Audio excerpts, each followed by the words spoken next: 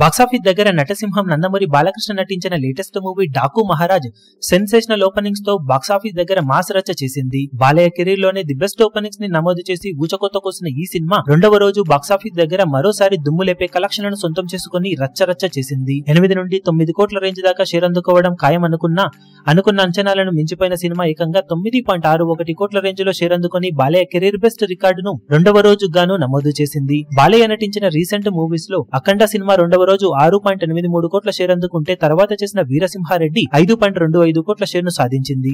తర్వాత చేసిన భగవంత్ కేసరి 4.10 కోట్ల షేర్ ను మాత్రమే అందుకోగా అన్ని సినిమాల కన్నా కూడా మ్యాసివ్ గ్రోత్ ను చూపించిన డాకు మహారాజ్ సినిమా రెండవ రోజు ఏకంగా 9.61 కోట్ల షేర్ మార్కును సాధించి సంక్రాంతి సెలవుల్లో ఊహకందని ఊచకోత కోయడానికి సిద్ధమవుతూ ఉంది. ఇలాగే పరుగు వీకెండ్ మొత్తం వరకు కొనసాగించగలిగితే ఎక్స్ట్రాడినరీ ప్రాఫిట్స్ ను కూడా సినిమా సాధించే ఛాన్సెస్ ఉన్నాయని చెప్పవచ్చు. ఓవరాల్ గా బాక్సాఫీస్ దగ్గర రెండవ రోజు మొత్తం మీద అంచనాలను అందుకొని మించిపోయిన ఈ సినిమా ఈ వారం మొత్తం ఎలాంటి పరుగును కొనసాగిస్తుంది అన్నది ఆసక్తికరంగా మారింది. ఇప్పుడు ప్రజెంట్ ట్రెండ్ ను బట్టి చూస్తూ ఉంటే మంచి జోరును చూపించి లాంగ్ రన్ లో బాలయ్య కెరీర్ బెస్ట్ రికార్డులను తిరగరాసే ఛాన్సెస్ సినిమాకు ఎంతైనా ఉన్నాయని చెప్పవచ్చు. ఇక 2 రోజులకు గాను సినిమా సాధించే టోటల్ ఏరియాల వారి కలెక్షన్ల వివరాలు త్వరలో అప్డేట్ చేస్తాం. ఆ వీడియో కోసం ఎదురు చూడండి.